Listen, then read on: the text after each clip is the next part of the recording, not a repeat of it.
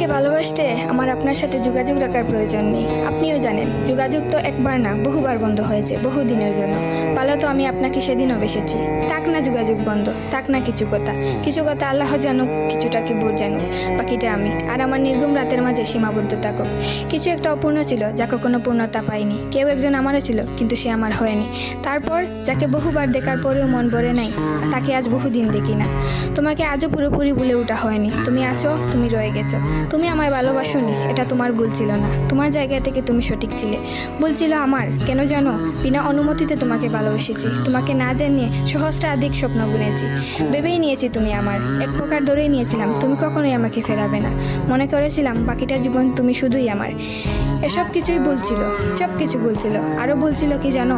আমি বোধহয় জানতাম তুমি ঘৃণা করতে পারো না, তুমি অবহেলা করতে জানো না, তুমি তুচ্ছ তাচ্ছিল্য করতে জানো না, তুমি অসহায় করে দিতে জানো না, তুমি অপমানের সুরে কথা বলতে জানো না।